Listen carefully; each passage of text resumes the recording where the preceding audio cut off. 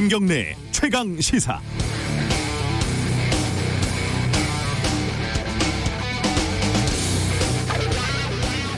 일주일이 다 돼가는데도 아직 명확하게 정리가 안 되고 있습니다. 지난주 최강시사에도 잠깐 연결을 했는데요. 장성민 전 의원 같은 경우는 북한 고위층이 소스라면서 사망설을 주장을 하고 있고요.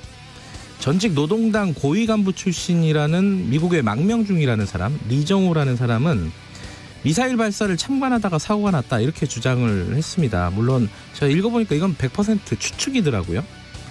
국회 외교통일위원장 윤상현 의원은 엄청나게 위중한 상태다 이렇게 얘기를 하고, 또 반대로 김병기 의원 같은 경우는 김 위원장 건강 이상의 가능성은 0.0001%다 이렇게 말을 했습니다.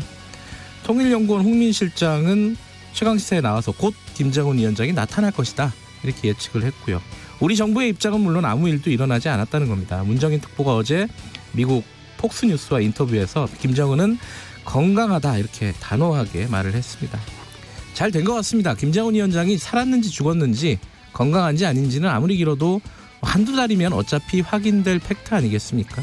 이런 좋은 기회가 어디 있겠습니까? 대북 관련된 정보를 다루는 사람들 중에 누가 얼마만큼 정확한 소스를 가지고 있고 취득한 정보를 누가 얼마만큼 합리적으로 해석을 하고 있는지 이번 기회에 한번 비교해 볼 수 있지 않겠습니까? 엉터리 점쟁이들도 이번 기회에 정체를 드러내게 될 것 같고요.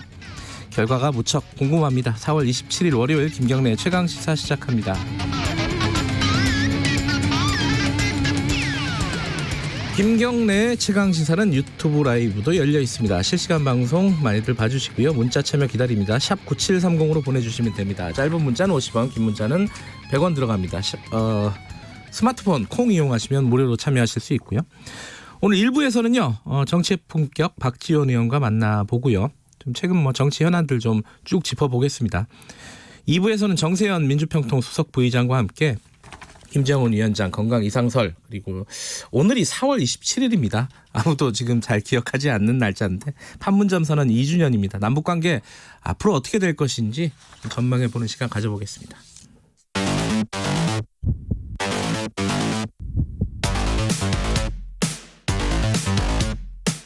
오늘 아침 가장 뜨거운 뉴스 언박싱.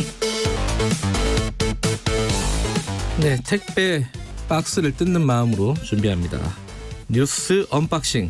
자, 두 분 오늘 자리에 이게 누가 잘못 썼네요. KBS 김양순 기자라고. 이게 요일마다 바뀌기 때문에 조심하셔야 됩니다. 자, 고발뉴스 민동기 기자 나와 있습니다. 안녕하세요. 안녕하십니까. 그리고 김민아 시사평론가 나와 계십니다. 안녕하세요. 안녕하세요. 네. 저는 이 멘트를 하면서 항상 그런 생각이 들어요. 택배 갖고 왔다 그러면 문 앞에 놓고 가세요 그러잖아요. 그런 마음으로 준비를 하는 건지. 아니, 그리고 택배를 뜯었는데 네. 자꾸 온 상품이 또 오고 지금 그래서 참 상당히 곤란합니다. 그래요? 네. 그건 특이하네. 아니, 이제 제가 이 아이템에 대해서 얘기를 한 거예요. 그래요? 농담을 진담처럼 하시면 어떡해요. 자, 오늘은 보니까 3명의 인물에 대해서 얘기를 하게 되겠더라고요. 전두환, 김정은, 김종인 이렇게 3명인데 뭐부터 할까요? 전두환 씨부터 해보죠. 전두환 씨가 오늘 출석하나요? 광주에? 오늘 광주지법 법정에 섭니다. 지난해 3월 그 광주지법에 출석한 지 1년 정도 이제 만인데요. 네. 재판부가 새롭게 구성이 됐거든요. 네. 근데 재판부가 새롭게 구성이 되면 인정신문 등의 절차를 밟아야 되는데 뭐 피고인 이름, 나이, 주소 이런 거를 이제 새 재판부가 확인을 해야 되거든요. 네. 검사로부터 또 기소 이유도 들어야 되는데 오늘이 첫 공판 기일입니다. 근데 첫 공판 기일에는 피고인이 반드시 출석을 해야 되기 때문에 오늘 전두환 씨가 출석을 합니다. 그 전에 있었던 판사가 총선 출마한다고 그만뒀네? 사직을 했었죠. 네. 그랬었죠. 자, 전두환 씨는 아프다, 치매다, 여러 가지 이유 때문에 출석을 하지 않았었는데 그간에 여러 가지 다채로운 모습들이 좀 포착이 된 적이 있어요, 그죠? 최근에. 저 골프도 치고 근데 골프라는 게 저는 골프를 치지 않아서 정확히는 모릅니다만 여러 가지 셈이 필요한 거 아닙니까? 네. 각 그 홀마다 정해진 그 타수가 있고 계산. 그렇죠. 예. 거기에서 몇 개를 더 했는지 뭐 덜 했는지 이걸 계산을 해야 되는데 알츠하이머가 중증인 상황에서 그걸 계산을 할 수 있었는지 그것에 대해서 상당한 의문을 갖고 있고요. 계산은 옆에서 해주겠죠. 그런데 그렇죠. 보통은 그렇게 생각하지만 네. 그 당시 보도가 나왔을 때는 네. 본인이 상당히 그 계산을 아주 익숙하게 했다 이런 얘기도 있어서 그런 것이 가능한 일인가 현대의학에 상당한 의문이다 이런 생각을 했고 그다음에 호화 만찬을 또 즐기면서 네. 또 했는데 그날이 또 특별한 기념일이다 이렇게 얘기하면서 뭐 만찬을 했던 걸로 저는 기억을 하는데 그 12.12 군사 쿠데타 주역들하고 같이 만찬했거든요. 네. 그렇죠. 그래서 뭐 그런 모습을 볼 때 재판에 못 갈 정도의 어떤 상태는 아닌데 그동안 왜 이런 수를 써왔는가 상당한 의문입니다. 그때 만찬 아니고 점심이었으니까 오찬쯤 되겠죠 아마. 근데 좀 과하게 드시던데요. 그러니까 그 코스 사진에서 요리. 그때도 제가 말씀을 드렸었는데 가장 인상 깊었던 거는 안에 잔이 앞에 있는 와인잔이 비어 있더라. 네네. 그죠? 그러니까 술을 먹고 있었다는 그렇죠. 얘기인데 예. 술 마실 정도의 건강은 된다. 뭐 이런 뜻이겠죠. 그럼 골프하고 뭐그 호화 식사 이런 것들을 폭로를 했던 분은 이번에 잘 안 됐어요. 안 그죠? 됐습니다. 예. 네.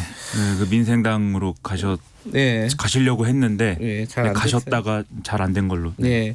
근데 어쨌든 그러면 지금 광주는 뭐 맞이라고 할까요? 그 시민들도 많이 이제 집회하고 그런 상황이겠네요. 지금 그 어때요? 5.18 단체가요. 예. 시민단체 회원들하고 함께 그 광주 법원 앞에서 네. 전두환 감옥 동상 있지 않습니까? 이게 지금 광주로 무릎 꿇고 있는 그 동상이요. 네네 예, 그 예. 광주로 내려가 있는데 네. 이걸 법원 앞에 설치를 하고 집회를 열기로 했습니다. 근데 일단 충돌은 피하고 차분하게 진행하겠다는 그런 입장인데 법원도 지금 비상이 걸렸거든요. 코로나19 때문이기도 하지만 네. 워낙 그 광주 분위기가 안 좋기 때문에 이 71석, 그러니까 71석으로 제안을 했습니다. 추첨을 통해 이제 배정을 받았고요. 경찰도 법원 청사 주변에 경찰력 500명을 배치를 했고 만일의 사태에 대비를 하고 있는데 경찰이 전두환 씨 재판 출석과 관련해서 경비 계획을 네. 본청, 서울 광주지방경찰청 공동으로 마련을 했다고 합니다. 제가 봤을 때 전두환 씨 때문에 세금이 좀 많이 낭비가 되고 있는 것 같다라는 생각도 드네요. 근데 뭐 출석하라고 했으니까 그건 어쩔 수 없는 것 같은데 지금 이제 전두환 씨가 저번에 출석을 했을 때는 왜 이래? 뭐 이랬나요? 뭐 이렇게 한마디를 남겼었죠. 그러니까 5.18 피해자분들에게 사과를 하실 의향이 있느냐 기자가 물으니까 이제 이거 왜 이래? 아주 유명한 어록이죠. 예. 네. 오늘은 또 어떤 얘기를 할지 좀 뭐랄까요? 이 짧더라도 좀 사과의 한마디? 그렇죠. 예. 저는 사실 뭐 솔직히 욕 먹는 게 사실 힘들어서라도 네. 사과를 하는 게 낫지 않나 이런 생각을 하는데 네. 뭔가는 하여튼 이 역사의 비극을 뭐 매듭을 지어야 되지 않겠습니까? 어떤 의미로든지. 네. 그럼 당사자가 어쨌든 지금 뭐 본인은 뭐 건강이 안 좋다고 주장하지만 건강은 안 좋은 게 전혀 아닌 것 같으니까 아직 할 수 있을 때 사과를 해야지 더 늦으면 사실 네. 모두가 후회하는 상황이 될 것 같아서 걱정입니다. 다음 다음 달이 5.18 민주화운동 40주년 되는 날이거든요. 아 그렇군요. 네. 더군다나 지금 굉장히 중요한 순간이고 이게 쿠데타로 집권한 사람이긴 하지만 그래도 한 나라의 지도자였으니까 그죠. 그 정도의 어떤 책임감 그런 것들을 좀 보여줬으면 좋겠다 이런 생각은 듭니다. 자, 두 번째 인물은 김정은인데 김민하 평론가가 제목을 이렇게 써왔어요. 슈레딩거의 김정은. 이게 또 어려운 말을 써오셨어요. 왜냐하면 이제 네. 그 슈레딩거의 고양이라는 게 있지 예. 않습니까? 이 상자 속에 고양이가 있는데 네. 상자를 열기 전까지는 고양이의 상태는 결정돼 있지 않다는 거죠. 죽었는지 살았는지. 그렇죠. 네. 그래서 제가 볼 때 김정은 위원장에 대한 여러 가지 보도가 나왔는데 이 보도라는 게 네. 뭐 언론이 없는 사실을 뭐 지원해서 보도를 하지는 않았겠죠. 네. 모든 이런 보도 내용이 사실이라고 가정을 하면 김정은 위원장은 모든 상태에 지금 해당해 있는 것이기 때문에 우리가 결정할 수가 없다. 근데 지금 우리 정부 특히 이제 왜 폭스랑 인터뷰를 했는지 잘 모르겠지만은 어쨌든 폭스뉴스랑 문정은 특보의 인터뷰가 나왔죠. 그렇습니다. 문정은 특보가 뭐 그는 살아있고 건강하다라고 얘기했고 13일부터 원산에 있다 이렇게 얘기를 했는데 사실 폭스뉴스하고 CNN의 보도 태도가 다른 것이 눈길이 좀 가거든요. 그냥 폭스뉴스는 트럼프 대통령이 굉장히 좋아하는 네. 채널이고 과거부터도 이제 친공화당 색채다 이런 걸로 많이 평가를 받았던 채널입니다. 반면 CNN은 트럼프 대통령의 클린턴 뉴스 네트워크다라고 얘기할 정도로 친민주당 성향이고 그다음에 뭐 그런 이제 어떤 차이가 있죠. 그런데 사실 이 김정은 위원장과 관련된 어떤 상황을 트럼프 대통령의 정파적 이익하고 이제 결부지어서 생각을 해보면 네. 김정은 위원장이 중태에 빠졌다든지 뭐 이렇게 좀 위독하다라고 하면 트럼프 대통령에게는 사실 이게 타격이거든요. 그동안 김정은 위원장과의 개인적 관계에 대해서 그런 걸 구축한 게 자기 외교적 성과라고 주장을 해왔는데 네. 첫째로 이렇게 중태에 빠졌는데 알지도 못하고 뭐 확인도 해볼 수 없는 상황이라고 하면은 그 개인적 관계라는 게 가능한 거냐 이런 의문이 남는 게 하나가 있고 네. 두 번째로는 결국은 대북 문제를 김정은 위원장하고 풀어야 되는데 상대가 그렇게 중태에 빠졌으면 앞으로 못 푸는 거 아니냐.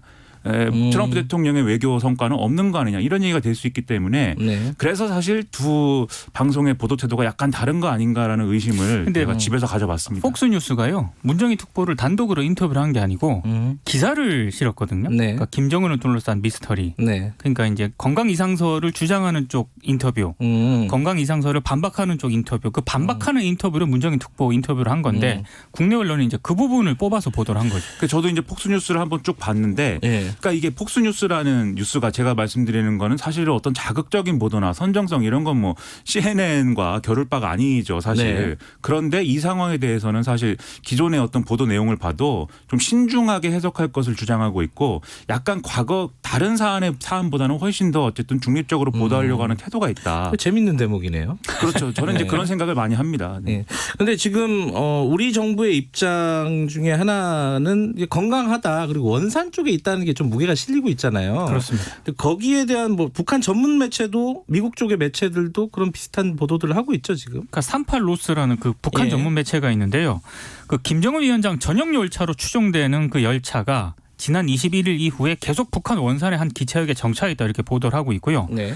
일본 언론들 같은 경우에는 신종 코로나 바이러스 때문에 지금 평양을 피해서 원산 별장으로 피신했을 가능성이 있다. 이렇게 보도를 하고 있습니다. 오늘 한국일보 보니까 코로나 파천이라고 일면 톱으로 이렇게 크게 전 달아놨더라고요. 진짜 파천이라는 단어를 진짜 오랜만에 썼어요. 아관 파천 이후에 그렇죠. 처음 듣는 단어 같은데 코로나 파천 그러니까 코로나로 무게를 상당히 싣고 지금 한국일보 데스크들은 보고 있다는 얘기잖아요. 그렇죠. 그죠? 지금 계속 나오는 얘기가 이런저런 보도들에서 계속 나오는 얘기가 김정은 위원장의 어떤 경호원들 있지 않습니까? 네. 우리가 판문점에서 한번 봤죠. 그 차 옆에서 뛰는 젊은이들.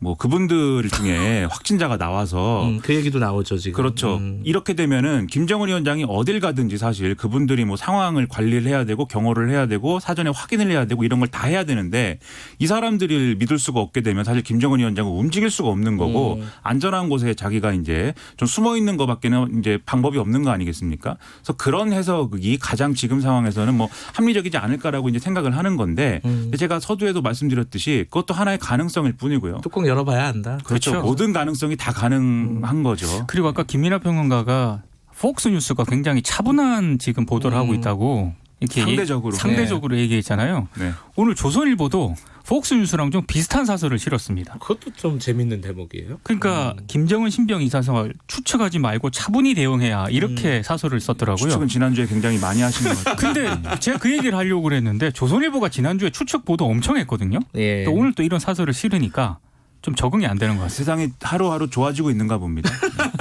언론도 하루하루 좋아지고 있고 희망이 있습니다. 긍정적이십니다. 자, 이분 얘기도 좀 해야 될 것 같습니다. 김종인 비대위. 이게 이제 출범이 좀 뭐랄까요? 당내 미래통합당 내부에서도 말들이 많습니다. 뭐 간단하게 나오는 얘기들 먼저 좀 정리 좀 해주시죠. 그러니까 김종인 비상대책위원회를 일단 출범시키기로 했는데요. 네. 지금 당 내부에서 반발이 적지 않게 나오고 있습니다. 일단 3선 당선자 모임을 오늘 갖기로 했는데 네. 조직적인 반발 성명이 나올 수도 있다 이런 얘기도 나오고 있고 네. 홍준표 전 자유한국당 대표 같은 경우에는 주말 동안 페이스북에 무려 8건의 글을 올렸습니다. 홍준표 전 대표는 이 부분에 대해서 굉장히 신경 쓰고 있더라고요. 그러니까 김종인 전 위원장이 딱 70년대생 경제 전문가 대선 후보론을 내세우겠다 이렇게 얘기를 하니까 홍 전 대표 입장에서는 본인은 아웃되는 거지 않습니까? 그리고 지난 대선에 나왔던 사람들은 검증이 됐는데 왜 또 나오려고 그렇죠. 하냐 이렇게 네. 얘기를 했기 때문에 네. 그거 내 얘기구나 이렇게 생각하면서 반발하고 있는 거죠. 그러면 대선에 못 나오게 할 거면 복당도 안 되겠군 뭐 이런 생각도 하고. 그래서 무려 8건의 글을 올린 것 같습니다. 그렇죠. 뭐 과거 뇌물 사건 이런 것들을 올린 거죠. 예. 그렇죠. 그 뇌물 사건 대단히 재밌는 사건인데 이게 과거에 노태우 정권 때 어떤 이제 동아은행장이 연임을 하려고 정관계에 로비를 했고 돈을 뿌렸고 뭐 이런 내용이고 그 당시에 이제 지금보다도 훨씬 더 어떤 관치금융 이런 시대였기 때문에 은행장을 연임을 하려면 재무부 장관, 경제수석 뭐 이런 사람들한테 돈을 꼭 줘야 됐다는 거죠. 네. 당시 검찰들의 해석에 의하면. 그래서 이제 그걸 이제 수사를 하는 과정에서 이제 김종인 전 수석이 이제 잡혀가는 이런 일이 일어난 건데 재밌는 건 그 당시에 금융계 황제라고 불렸던 현직 의원이 있었습니다. 그분은 이제 나중에 비자금 사건, 노태우 전 대통령 등등의 비자금을 밝혀내는 과정에 2년이나 지난 후에 잡혀가게 되는데 네. 그때도 다시 김종인 전 위원장 얘기가 나와서 그때 이제 또 기소된 건이 있거든요. 이 얘기까지 다 이제 페이스북에 올리고 있습니다. 거기에 대한 반응은 별로 없어요, 그죠? 뭐 언급하지 않겠다, 이 정도의 반응인 거죠. 이 문제에 대해서는 네. 과거에도 그렇고 별로 얘기를 안 합니다. 김종인 전 위원장. 뭐 얘기해서 득될 건 없겠죠. 아니 할 말이 별로 없죠. 네. 그렇죠. 네. 근데 지금 내일이군요. 전국위원회가 예정돼 있죠. 미래통합당. 거기서 이게 뒤집어질 수도 있는 건가요? 그러니까 뒤집어질 수도 있다라고 예. 흔히 말하는 그 중진급 의원들이 계속 압박을 하고 있긴 한데요. 네. 결국에는 표대결로 결론이 나지 않을까 이렇게 예상이 나오고 있더라고요. 보니까. 근데 이게 뭐 뒤집어진다는 뭐 선택지도 있지만 네. 무산되는 선택지도 있고 무산시켜야 한다는 얘기도 나오고 있고. 그렇죠. 근데 이게 사실 좀 부담스러운 게 지금 네. 그렇지 않아도 총선에서 패배해서 지도부가 붕괴된 상황에서 비대위를 꾸리자는 얘기를 하고 있는데 네. 그 비대위를 꾸릴 건지 말 건지 결정하는 회의도 제대로 진행이 안 되고 무산됐다라고 한다면 그러면 이제 너무나 이제 타격이 큰 거죠. 미래통합당 입장에서는 그 상황을 그냥 두고 볼 거냐. 네. 저는 좀 의문입니다. 그러니까 당원들이 전략적으로 비대위를 밀어줄 수도 있다라는 그런 얘기도 나옵니다.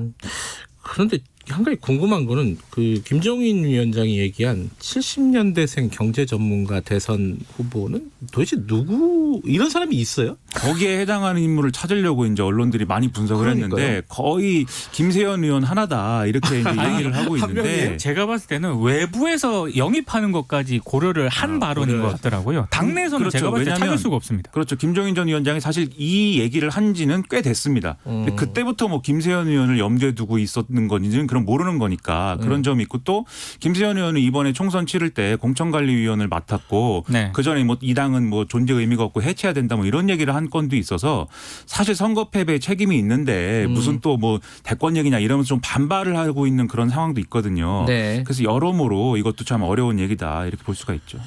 제가 70년대생이고 경제학과를 나왔습니다. 좀 영입을 해가지고 그리고 제가 830 세대입니다. 80년대생이고 30대. 네, 전 2000년. 영이 절대 제한 안 온다에 10,000원 걸겠습니다. 안 올 것 같으니까 얘기하는 거죠. 알겠습니다. 오늘 뭐 세 분에 대해서 얘기를 나눠봤는데 내일 특배에도 또 나올 가능성이 또 있어가지고 오늘 여기까지만 하겠습니다. 예, 오늘 두 분 고생하셨습니다. 고맙습니다. 고맙습니다. 민동기 기자 그리고 김민아 시사평론가였습니다.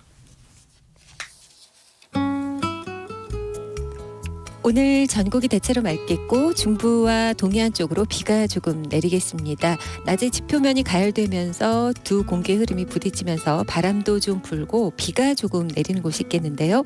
경기 동부와 동해안 충북 지역으로 낮에 5mm 미만의 비가 뿌려지겠습니다. 강원 산지 쪽은 낮은 구름대가 유입되니까 주의하셔야겠습니다. 비의 양이 워낙 적기 때문에 건조한 상황은 지속됩니다. 대부분 지역에 건조특보 발효 중이고요.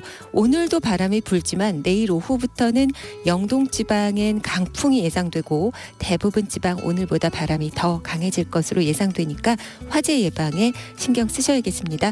오늘 낮 기온 서울 18도 등 14도에서 21도의 분포로 오늘도 일교차가 크겠습니다. 지금 서울의 기온은 10도입니다. 지금까지 날씨였고요. 다음은 이 시각 교통 상황 알아보겠습니다. KBS 교통정보센터의 임초희 씨입니다. 네, 이 시각 교통정보입니다. 월요일답게 정체되는 곳들 많고요. 그만큼 사고도 잇따르고 있습니다.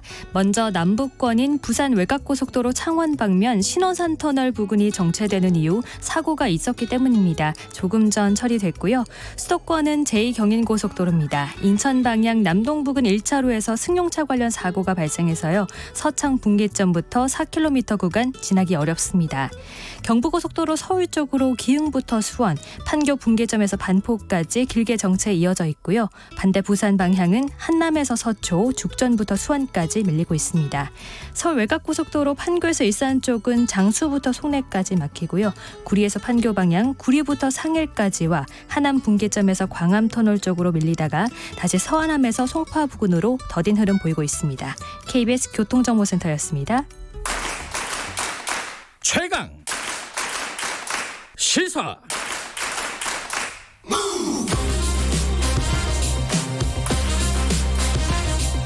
지금 여러분께서는 김경래 기자의 최강 시사를 듣고 계십니다.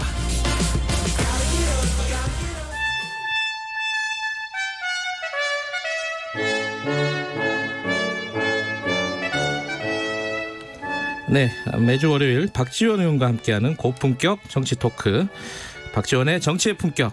오랜만에 스튜디오에 모셨습니다. 민생당의 박지원 의원님 나와 계십니다. 안녕하세요. 낙선거사 박지원 인사드립니다. 근데 청취자분들이 많이 기다리신 분들이 있는가 봐요. 2039님이 오랜만에 뵈니 많이 반갑습니다. 박지원 의원님 이런 거 보내주셨고, 대하라는 닉네임 쓰시는 분도 이분은 좀 킹지원이라고, 킹메이커를 말씀하시는 건가? 어쨌든 저희들이 총선 기간에는 이게 뭐 선거 때문에 저희들이 또 따로 모시기가 좀 어려웠고, 그렇죠. 그죠? 예. 선거 끝나고 또 목포에서 정리하실 게 있어가지고 전화로만 연결하고 오늘 처음 뵙습니다. 목포에서도 예. 굉장히 많이 청취하고, 네, 여기 네. 전국 방송이니까요. 그죠? 글쎄요, 네. 많이 얘기하대요. 예. 네. 그 이번 총선 기간에서 이미 다 저번 주에 말씀하셨지만은 그래도 뭐 목포에 계셨을 때 소회라든가 한 말씀 듣고 시작하죠. 뭐 다 제 부덕을 소치고 흐름이죠. 알겠습니다. 12년 박지원 잘했다. 그런데 문재인 대통령의 민주당 아니다. 이러니까 역부족이더라고요. 그리고 이제 마지막 번에 예. 가장 결정적인 게 이제 통합당이 승리해서 문재인 대통령 탄핵하겠다 하니까는 어떻게 만든 대통령인데 네. 촛불혁명을 거역하느냐, 민주당 몰아서 탄핵 막아야 된다. 네. 몇 가지 할 얘기가 좀 중요한 것도 있습니다. 예. 그 중에 하나가 김정은 위원장이에요. 예. 김정은 위원장 얘기는 여기저기서 워낙 뭐랄까요, 다른 얘기들을 하고 있어서 헷갈립니다. 이 박지원 의원께서는 어떻게 생각하시는지 그게 좀 궁금해요. 지금 건강 이상설. 가족력, 체중 등으로 보아서 네. 가능성은 있어요. 언제나 있는 거잖아요. 그거는. 그렇죠. 그죠? 누구나 네. 저도 그렇고 누구나 사람의 건강 문제는 자신하지 못하는데 네. 제가 볼 때는 그러하지는 않은 것 같아요. 그래서 사실 북한 정보를 가장 꿰뚫고 있는 것은 미국보다 우리 한국 정보기관입니다. 그리고 과거 김대중 정부 때 제가 청와대 비서실장 등 하면서 보면은 이제 그 지상은 네. 완전히 우리 한국이 파악하고 있어요. 왜냐하면 통신 감청을 해가지고 하는데 네. 그때도 김정일 위원장 유기설 어쩌다 이렇게 나올 때 보면은 어디에 있는가는 집중적으로 그쪽으로 전화가 밀리면 거기다 하고 보면 맞더라고요. 네. 그리고 하늘은 네. 미국이 책임지고 있기 때문에 자동차 하나 지나가는 것도 다 알고 있잖아요. 네. 그래서 저는 가능성은 있지만은 네. 뭐 건강 조금 아플 수는 있겠지만 그러한 위독설, 사망설 네. 이런 것은 아니다. 그리고 특히 엊그제 38 롤스에서 김정은 위원장의 전용 기차가 원산에 발견돼 있다. 네. 또 청와대에서 그렇게 자신 있게 사실 만약에 의심이 간다고 하면은 얘기할 수 없죠. 그런데 원산 갈마지구에 있다. 이렇게 하고 북한의 군부 동향이나 중국의 움직임 이런 것도 없잖아요. 그래서 저는 뭐 가능성은 배제할 수 없지만은 네. 그러한 위독이나 또는 사망설은 근거가 없는 얘기다. 무엇보다도 한미 정부의 발표를 믿어야 된다. 저는 네. 그렇게 봅니다. 하긴 우리 정부가 굉장히 좀 뭐랄까요, 확실하게 얘기를 해주고 있어요. 그렇죠. 그죠?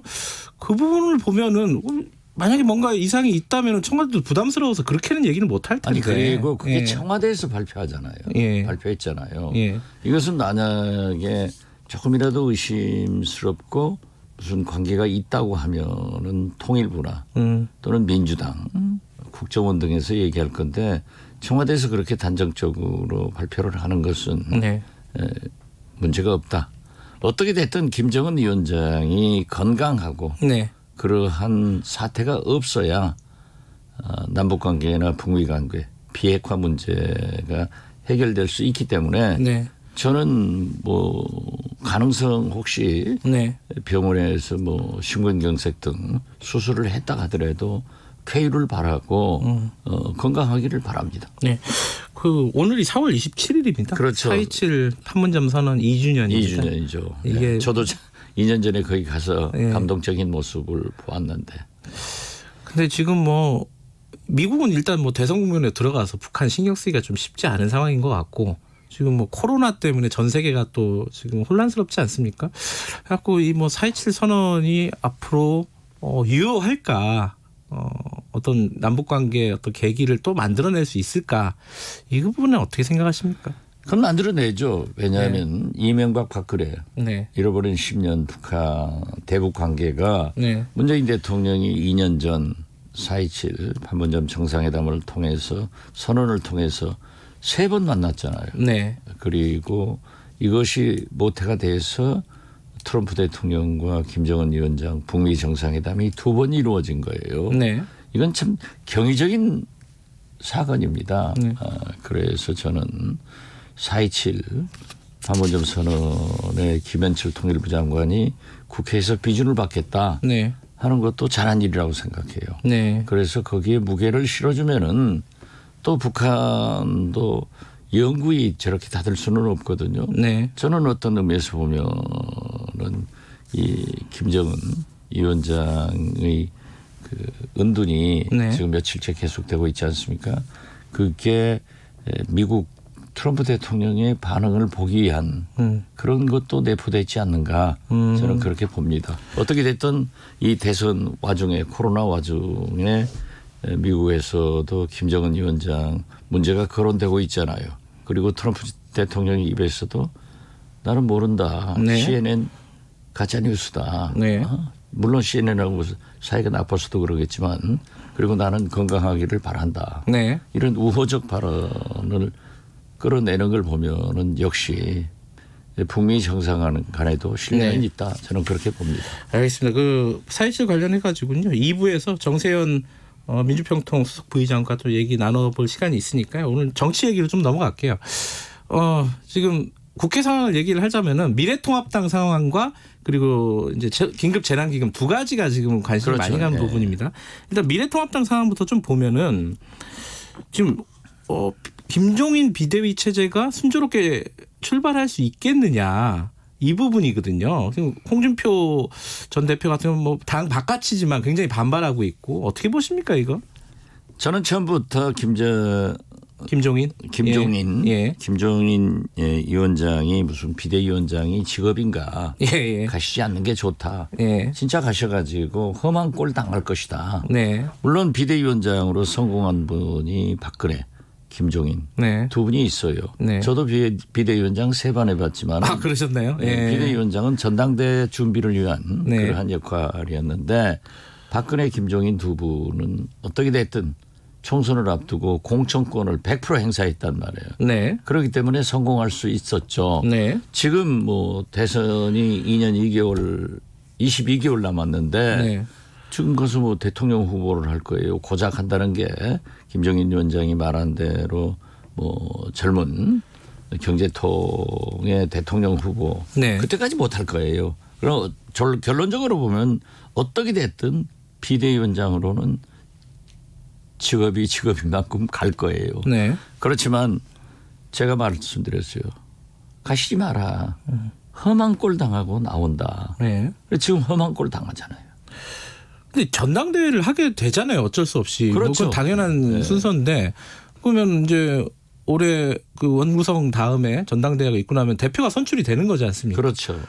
그러면 비대위원장과의 관계는 어떻게 설정이 되는 거예요? 전 그걸 잘 모르겠더라고요. 뭐 자기가 뭐 2년 이상 예. 그 대통령 선거 후보까지 선임할 그런 권한을 가질 것처럼 뭐 임기 제한 두지 않는다 어쩌다 하다가 지금은 또 뭐 1년 내로 네. 또 이런 얘기가 나오던데요. 그건 모르겠어요. 왜냐하면 본인이 비대위원장에 취임해서 확실하게 나오든지 안 그러면 심재철 지금 권한대행이 확실하게 말해 줘야 되는데 좀 말이 갈리더라고요. 네. 어떻게 됐든 저는 가시지 말라고 험한 꼴 당한다. 그런데 가시기 전에 험한 꼴 당하긴 당하고 있지만은 그러니까 취임은 할 것 같아요. 그러면은 어쨌든 지금 말로 보면은 대선 후보를 어떤 방식으로든지 만들어내고 본인이 그만두겠다라는 뉘앙스를 읽히잖아요. 그렇죠? 그렇죠. 그렇게 보죠. 그런데 예. 그게 정당이라는 게 또 현역 국회의원들 네. 특히 이 초선 의원들이 많은데 네. 그러한 것을 견뎌낼까요? 국회의원 터진 입을 누구도 못 막아요. 저는 어쩐지 험한 꼴 당한다. 쫓겨난다.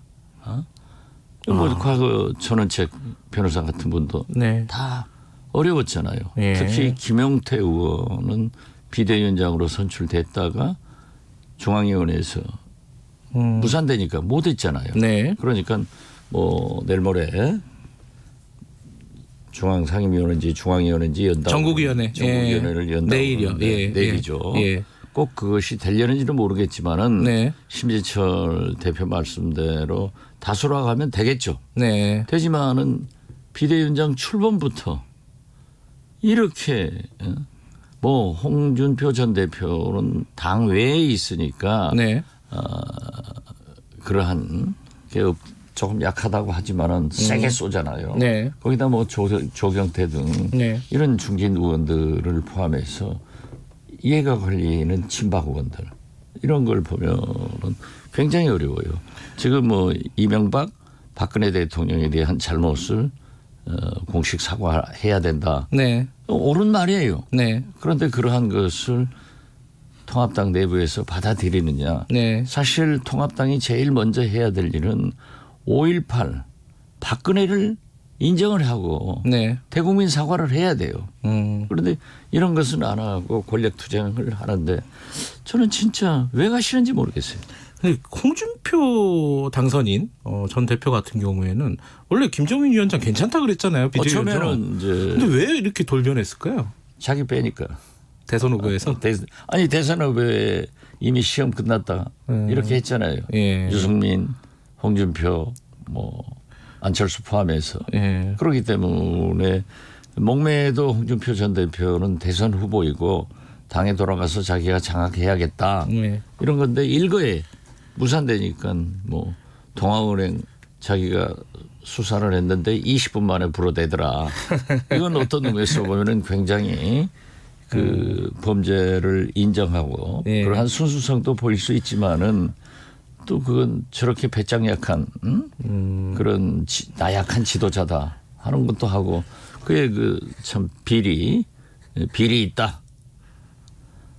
너는 안 된다. 이런 싸움 아니에요? 근데 이렇게 싸우다 보면은 나중에 복당 자체도 어려워지는 거 아닌가라는 생각도 들어요. 김정은 위원장이 계속 가면은. 김종인 위원장이 계속 가는 한 네. 극적 전환 없이 복당은 굉장히 어렵겠죠. 오늘 이제 국회가 지금 미래통합당 문제도 시끄럽지만 사실 긴급 재난지원금 얘기가 이게 제대로 풀릴까요? 일단 미래통합당은 네. 문제보다는 네. 지금 코로나19 그렇죠. 경제 비상 문제를 풀어내야 돼요.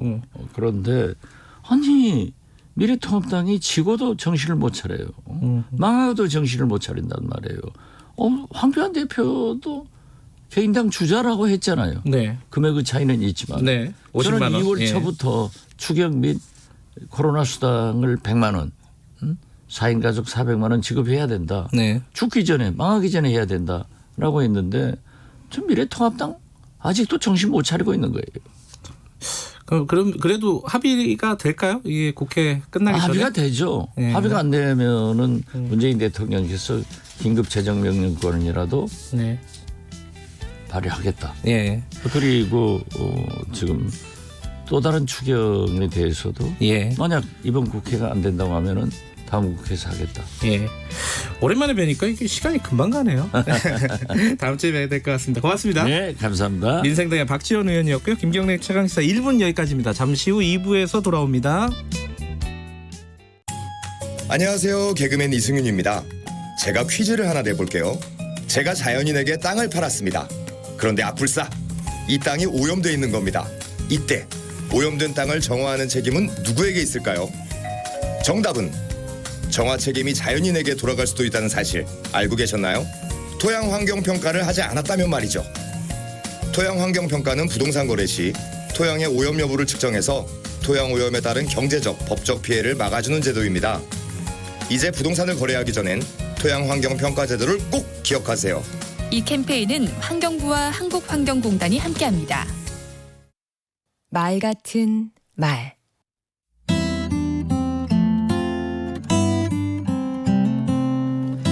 안녕하세요. 강원국입니다. 생전에 못생겼다는 소리를 많이 듣던 미국의 16대 대통령 에이브러햄 링컨이 정적에게 이런 공격을 받은 적이 있습니다. 당신은 두 얼굴을 가진 이중인격자요. 링컨이 받아쳤습니다. 만약 내게 두 개의 얼굴이 있다면 이런 중요한 자리에 하필 이 얼굴을 가지고 나왔겠소. 촌철살인이 돋보이는 대응이었습니다. 유머는 세 가지를 바꿉니다. 어색한 분위기를 바꾸고 나에 대한 인상을 바꾸고 상대의 마음을 열게 만듭니다. 요즘 들어 유머를 찾는 사람이 부쩍 많아졌습니다. 세상이 각박해져서 그럴까요? 아니면 삶의 여유가 생겼다는 의미일까요? 유머러스한 사람이 인기가 많고 심지어 조직에서도 웃음을 찾습니다. 창의성은 유쾌한 분위기에서 잘 발휘되기 때문이죠. 아하. 유머러스한 사람이 되려면 어떻게 해야 할까요? 용감해야 한다고 생각합니다. 유치하고 썰렁하면 어떻습니까? 쫄 필요 없습니다. 그냥 던져보는 거죠. 묻고 더블로 가. 차갑고 딱딱한 것보다는 밝고 활기찬 게 낫잖아요.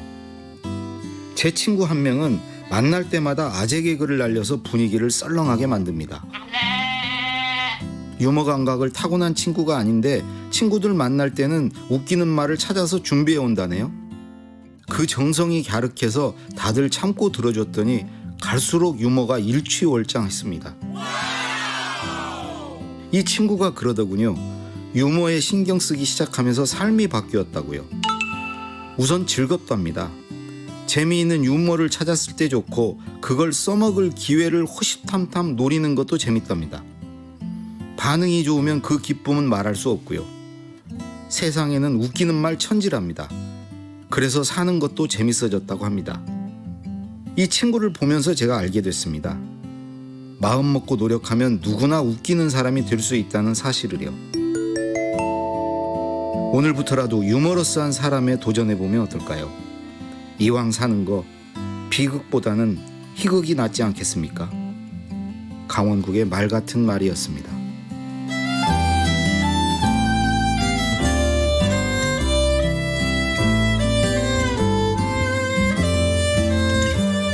오늘부터 계란 한 판은 29개. 한 계란 없습니다. 유머에 도전하세요.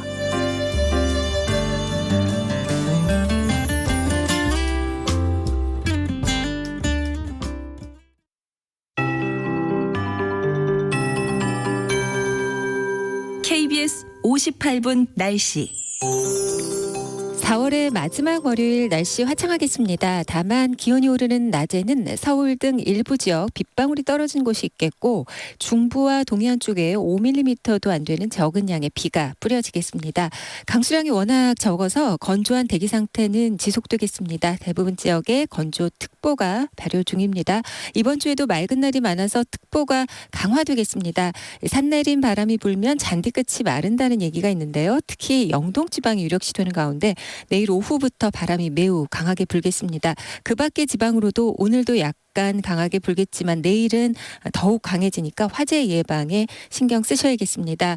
오늘 이렇게 대체로 맑은 가운데 경기 동부와 동해안 충북 쪽으로 낮에 비가 조금 내리겠습니다. 낮 기온 서울 18도, 강릉 16도, 대전, 광주 19, 대구 20도 등 14도에서 21도의 분포로 산책하기에 적당한 기온대가 되겠습니다.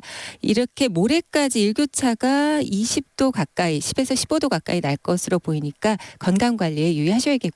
중부 내륙은 아침 기온이 5도 이하의 분포인 곳이 많겠습니다. 농작물 냉해 피해에도 주의하셔야겠습니다. 내일도 대체로 맑겠고 아침 기온, 낮 기온 모두 오늘과 비슷하겠습니다. 지금 서울의 기온은 10.8도, 습도는 85%입니다. 강혜종입니다.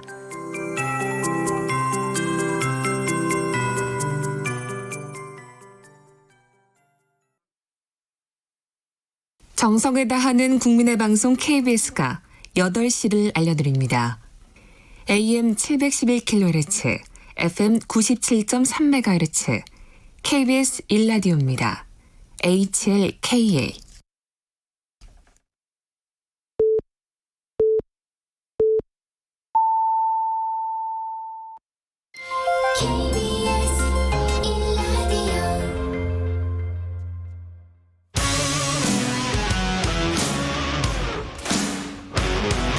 탐사보도 전문 기자 김경래 최강 시사.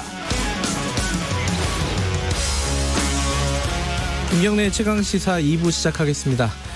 네, 4월 27일 4.27 판문점 선언 얘기를 좀 해보겠습니다. 오늘 2주년이고요.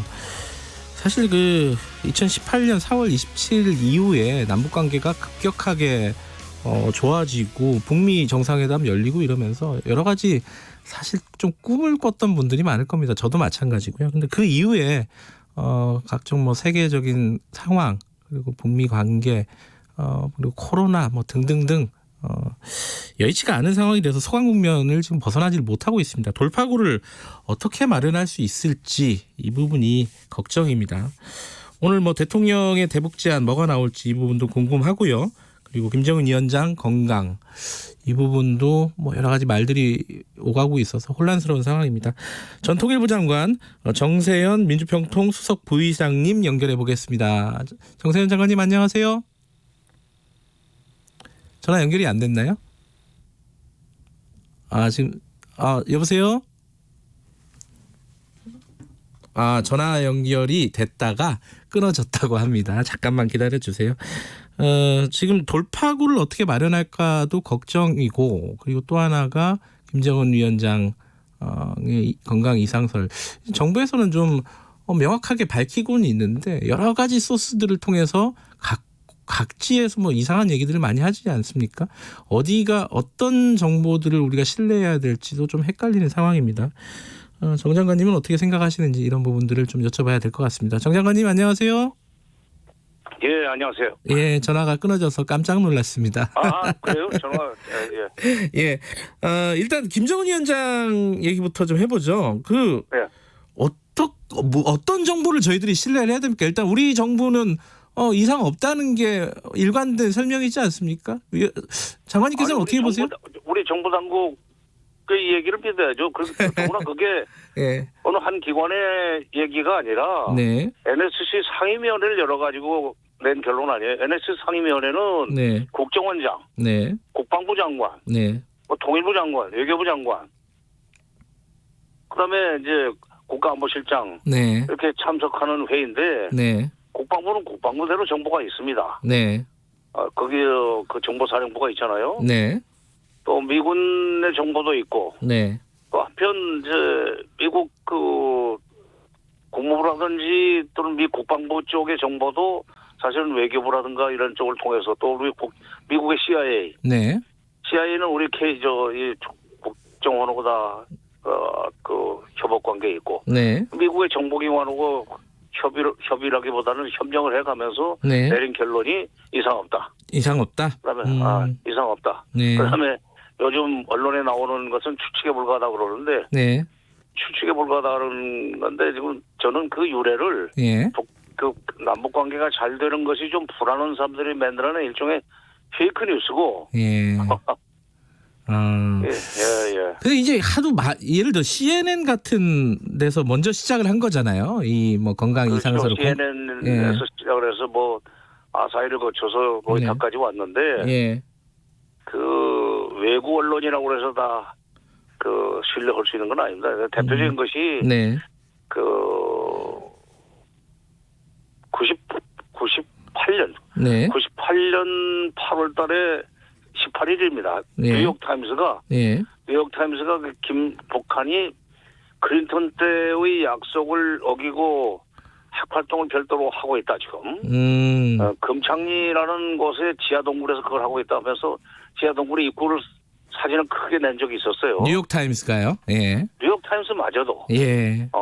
왜냐면 미 국방부의 한 소식통에 의하면 이런 식으로. 예. 소식통에 의하면 하는 기사는 좀 조심할 필요가 있어요. 뉴욕타임스마저도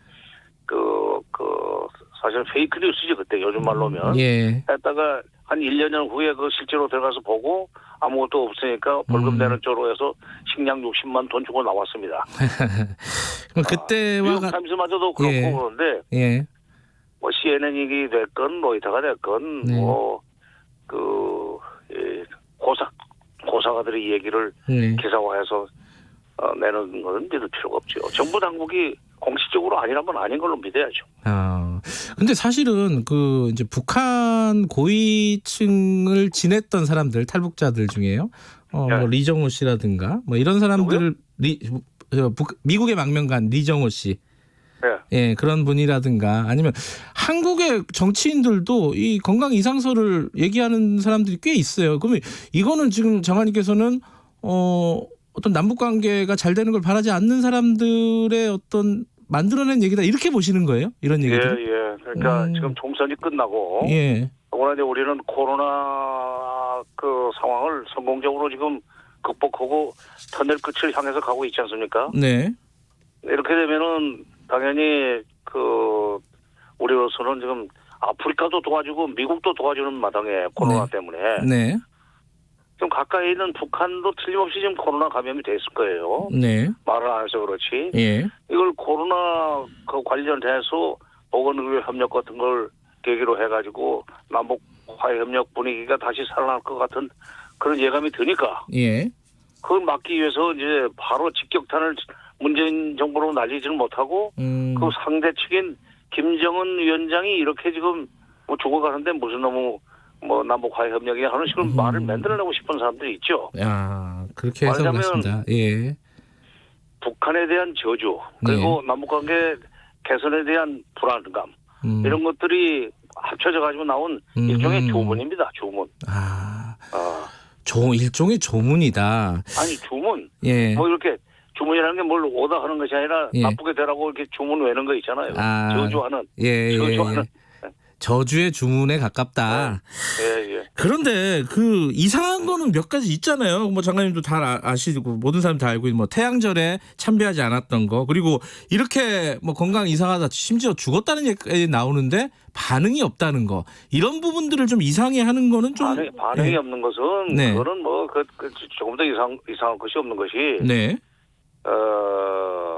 그 사회주의 폐쇄 국가에서는 그 기본적으로 그런 최고 권력자의 그 동선을 공개하지 않는 일종의 신비주의 네. 이런 거를 가지고 그 좀 위상을 높인다 그럴까 하는 그런 그 정치 기술적인 측면이 있고 네. 또 하나는 그 태양절이죠. 네. 그날 그 참배를 하지 않았던 것은 제 짐작인데 네. 아마도 우리식으로 얘기한다면 사회적 거리두기 차원에서 잠시 그건 조금 위험하니까 사람이 많이 모이는 자리이고 또 폐쇄된 공간이거든요. 금수산 태양궁전이라는 게. 코로나 때문일 가능성 얘기하시는군요. 예. 그렇죠. 왜냐하면 북한에 이미 코로나 들어왔어요. 네. 왜냐하면 지금 수시로 노동신문에 뭐 강원도에서 무슨 격리 해제자가 300명이 나왔느니 네. 황해도에서 무슨 황해도고 어디 함경도에서 격리 해제자가 700명이 나왔느니 네. 이런 보도가 나오는 거 보면은 격리 해제자가 나온다는 얘기는 감염자가 있었다는 얘기 아니에요. 네. 그러니까 그런 측면에서 이제 그런 차원에서 사회적 거리두기 일환으로 많은 사람이 모이게 돼 있는 그 자리는 영조자 동지께서는 잠시 좀 다른 데 가 계시는 것도 좋겠습니다 하는 거리가 있었겠죠. 그리고 뭐 그런 얘기들도 있어요. 경호원 중에 김정은 위원장 경호원 중에 아니 그러니까 그것도 그러니까 일종의 사회적 거리두기죠. 원산에 가 있다 오르는 게 맞을 겁니다. 원산에 가면은 바닷가에 아주 좋은 휴양 시설들을 많이 만들어 놨기 때문에 네. 앞으로 이제 그걸로 돈 좀 벌고 싶은 것 같은데 예. 그쪽에 가서 있으면서 할 일은 다 하고 있다고 그러잖아요. 예. 뭐 삼지연 시의 일꾼들한테 시 건설하는데 수고한다고 격려의 뭐 편지 보내고 또 시리아 대통령한테도 무슨 축전인지 감사의 편지도 보내고 네. 등등 할 일 다 하고 있다고 그러니까 예. 며칠 있으면 나타날 겁니다. 알겠습니다. 뭐 코로나 때문인 걸로 지금 뭐 대략 추측은 된다 이런 말씀이시네요, 그죠? 뭐 죽었다, 뭐 건강 이상설 이것까지는 그렇죠. 뭐 예. 뭐 아주 뭐 1분에 끝내야 되는데 의사가 너무 긴장을 해서 실수를 해서 8분 만에 끝내는 바람에 피가 안 통해서 그거는 예. 소설 써도 그렇게 그 일본에서 그랬지만. 예. 알겠습니다. 믿지 마십시오. 근데 이거는 좀 지나가는 얘기로라도 하나 좀 궁금해서 여쭤보는 건데요.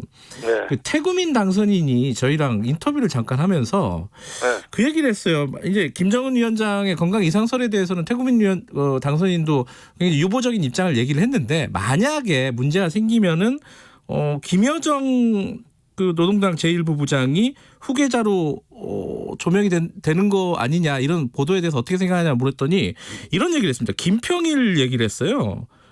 김평일을 유심히 봐야 된다. 이복 동생이잖아요, 김정일의. 글쎄 뭐 예. 같은 외교부 소속이니까 예. 그렇게 됐으면 좋겠다는 생각을 가지고 뭐 인간적으로. 근데 이제 김평일은 사실은 예. 김정일이 그 사실상 후계자가 된 뒤에 네. 그러니까 공식적으로 후계자가 된 것은 80년이고 네. 실질적으로 후계자로 내정된 것은 72년입니다만은 네. 김정일이 후계자로 내정되면서부터 그 김일성의 두 번째 부인 김성애의 자녀들은 곁가지라고서 다 쳐냈습니다. 네네. 그 중에 하나가 김평일이에요. 또 예. 김영희라고 또 있어요. 예. 그거 다 쳐내가지고 계속 밖으로 돌렸거든. 그러니까 김평일은 한 30년 이상 40년 가까이 동유럽에서 뱅뱅 돌았어요. 그러다가 이제 최근에 들어왔는데 나이도 있고 그러니까 돌았겠지만은 40년 가까이 밖에서 돌았던 사람이 무슨 인맥이 있어서 지금 이미 그러니까 그래요. 김정인 네. 체제 하에서 김정은 체제 하에서 예. 김여정은 국제적으로도 데뷔를 했습니다. 네. 북미 정상회담하는 자리에도 배석을 하지 않았어요. 네네. 뭐 식사 자리였지만 예.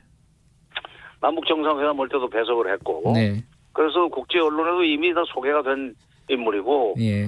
그 사실상 2인자로 이렇게 사실상 뭐 당적 서열은 그렇게 높지 않지만 네. 2인자로 그 활동을 해오는 동안에 그것을 인정하고 그거를 전제로 해서 또 자기 권력을 유지했던 넘버2 최룡이라든지 네. 넘버3 박봉주라든지 또는 뭐 그다음에 김재룡이라든지 지금 총리 예. 이런 사람들은 그 익숙한 사람을 필요로 할 겁니다.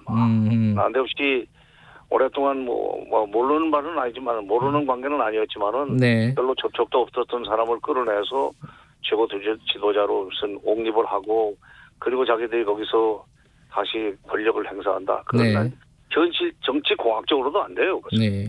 뭐 큰 의미가 있는 얘기는 아니다 이런 말씀이신데 그럼 김여정 부부장이 계속 조명이 되고 있는 부분들은 그래도 좀 의미가 있는 얘기라고 보시는 거네요. 그렇죠. 알겠습니다. 자, 4.27 얘기로 좀 넘어가 보겠습니다. 2주년인데 사실 돌파구가 잘 안 보이는 상황이긴 합니다. 이 2년을 좀 평가해 주시고 지금 앞으로 전망도 좀 얘기를 했는데 먼저 평가부터 좀 들어볼까요? 2년인데 네. 2018년 한 해는 참 좋았죠. 예, 좋았습니다. 네. 꿈결 같은 시간이었었습니다. 네. 근데 2019년은 아무것도 못했어요. 네. 작년 한 해 동안. 네. 왜 그렇게 됐느냐? 2018년 9.19 평양 정상회담을 하고 네. 그리고 이어서 9.19 군사 분야 합의서라는 걸 만들지 않았어요? 쌍방의 국방장관들이. 네. 군사분 개선 주변에서의 군사훈련 중단한다. 무슨 뭐 여러 가지 공격적인 행위를 하지 않는다는 내용들이었습니다. 네. 그 합의서가 나온 날 폼페이오 미 국무장관이 하여튼 대단히 노했다는 거예요. 그리고 우리 그 외교부 장관한테 전화까지 했다고 그러는데 아주 이제 불쾌하다고. 네. 그 얘기는 누구 마음대로 이런 짓을 하느냐는 그 얘기 아니에요? 그리고 11월 중순쯤 한미 워킹그룹이라는 걸 만듭니다. 미국이 만들자고 그래서. 예. 그러면서 한미 워킹그룹에서 남북관계와 북미관계를 조율을 하자. 네. 뭐 이런 그 취지 또는 명분으로 그걸 만들어 놓고 사사건건 발목을 잡았어요. 그러니까 남북관계 개선을 위해서 우리가 뭘 행보를 취하려면 유엔 대북 제재 해제에 해당하는지 안 하는지를 거기서 판단한다고 그러는데 자기들이 판단해가지고 유엔 이 안보리 상하이에 있는 유엔 대북 제재 위원회에다가 통보를 하면 이제 풀리고 말고 그러는데 네. 그 한미 워킹그룹을 만들고 나서 사사건건 통제를 받는 바람에 2019년은 아무것도 못했습니다. 이거를 좀 살리자고 하는 것이 문 대통령의 신년사였었어요. 네. 근데 이제 그걸 실행에 옮기지를 못하고 코로나 전국으로 넘어가면서 상황으로 넘어가면서 네. 아무것도 못했는데 이제 우리는 총선도 끝났지만은 코로나 상황을 이제 대개 이제 극복하지 않았어요. 대개 7분 응선이라는 9분 응선도 넘었다고 생각합니다. 네. 뭐 정부 입장에서는 조심스럽겠지만요. 예. 이거 끝나고 나면은 이제 북쪽에 지금 코로나가 들어왔으니까. 네. 우리가 지금 아프리카도 도와주고 뭐 미국에 진단 키트도 보내고 심지어 한국인 부인이 있는 그 메릴랜드 주지사의 부인이 한국인인데 네. 한국계인데 거기에 진단 키트 50만 개를 보냈다는 거 아니에요? 네. 이러는데 북한은 안 줘도 되겠어요. 이걸 계기로 해서 네. 이제 2년 만에 남북 그 관계를 다시 복원해 나가야 됩니다. 그러니까 아까 군사 분야 합의 이후에 워킹그룹 만들면서 미국이 남북 관계에 대해서 사사건건 발목을 잡았다 이렇게 말씀을 하셨잖아요. 예. 그러면은 지금 예를 들어 다시 이제 남북 관계를 좀 되살려 보자라는 움직임을 우리가 보이면 이 부분에 대해서는 미국이 좀 발목을 잡을 가능성은 없나요? 잡을 가능성이 있죠. 예. 근데 예. 지난 1월 14일 날 대통령이 신년 기자회견 한 뒤에 네. 16일 날 여기 해리스 대사가 뭐 남북관계 개선해 나가려면은 그게 유엔 대북 제재 해제되는지 안 되는지 워킹그룹에서 논의해봐야 된다는 식으로 코멘트를 하지 않았어요? 네. 그때 우리 통일부가 이거는 주권 침해다. 그런 식으로 코멘트를 했고 청와대에서도 부적절한 발언이라는 식으로 대응을 했는데 그 네. 얘기는 뭐냐면은 금년에는 통일부도 그렇고 청와대도 그렇고 미국하고 그렇게 일일이 상의를 하거나 또는 뭐 사전 동의를 구하는 식으로 일하지 않고 네. 필요가 있으면 우리 독자적으로 좀 일을 벌여나가겠다는 의지의 표현이었었거든요. 네. 그러니까 금년에는 문 대통령이 좀 용기를 가지고 밀고 네. 나갈 필요가 있습니다. 더구나 이번 총선에서 압승하지 않았어요. 국회가 또 적극적으로 도와주고 네. 그러면은 힘을 받을 것 같아요. 그 지금 이제 돌파구를 어디서 찾을 것이냐. 지금 뭐 보건의료 협력에서 찾아야 된다고 생각합니다. 처음에는 문 대통령이 처음에는 개별 관광으로 이제 그 얘기를 꺼냈는데 그리고 3.1절 경축사에서도 이제 보건의료 협력을 하자는 얘기를 꺼냈었죠. 그때 코로나 상황이었는데 네. 지금은 개별 관광 얘기보다는 보건의료를 화두로 해서 정상회담을 하든지 당국회담을 하는 식으로 해서 북한의 절실한 필요를 충족시켜 줘가면서 네. 그 협력 관계가 그 주변으로 이렇게 퍼져나가도록. 네. 그리고 더구나 이것은 보건의료 쪽은 인도주의 문제이기 때문에 네. 유엔 대북 제재에 그 저촉되지도 않고 미국이 그거 가지고 시비 걸 수도 없습니다. 네. 그리고 이제 진단 키트를 보내준다든가 아니면 병원 건립에 뭐 투자를 한다든가 뭐 이런 여러 가지 방법들이 지금 나오고 있는 것 같은데 장관님께서 보시기에는 현실적으로 가장 할 수 있는 방안이 어떤 거라고 보세요? 아니 우선 첫째 그 코로나 관련해서 네. 우리가 이제 도와줄 수 있는 것은 다 최대한 도와주고. 네. 그다음에 그 지난 20일 날 4월 20일 날 우리네 민주평통 주최로 전문가 좌담회를 하는 자리에서 그 이종석 장관 전 통일부 장관이 꺼냈던 얘기예요. 예. 병원 얘기요. 종합병원을 10월 10일까지 공사를 마무리하라고 지금 독촉을 하고 있는데 네. 건물만 지면 모르느냐. 네. 거기에 지금 들어갈 뭐 여러 가지 의료 기자재가 있어야 되는데 그거를 우리가 도와준다는 식으로 좀 섞는 것도 방법이다 얘기하는데 일리 있다고 생각합니다. 그리고 남북 협력 기금이 1조 2천억이나 있는데 그 의료기기 지원하는 것도 크게 보면은 인도주의 문제니까. 그 뭐 가능성이 있다 하는 얘기를 했었죠. 그러니까 그건 그 다음 얘기고. 왜냐면 10월 10일 그 공사가 끝나게 돼 있어요. 그 전에 이제 공사 끝나고 그날은 아마 준공식을 하겠죠. 네. 그런 뒤에 거기에 들어가야 될 의료기기 같은 것은 여름 지나서 논의할 일이고 네. 당장은 코로나 관련해서 이 보건의료 협력을 시작할 필요가 있죠. 네. 위기를 기회로 이런 말씀이 생각이 나네요. 그렇죠. 위기가 결국 우리가 지금 사실은 이 사망자도 많이 나오고 아직도 지금 네. 격리 수용돼 있으면서 고생하는 사람들이 있지만은 이 위기가 우리한테는 남북 관계에는 어떤 점에서는 기회를 지금 만들어주고 있습니다. 이걸 놓치면 안 돼요. 네, 이 코로나 요걸 놓치면 안 된다. 자, 여기까지 말씀 듣겠습니다. 고맙습니다. 예. 정세현 민주평통 수석부의장이었습니다.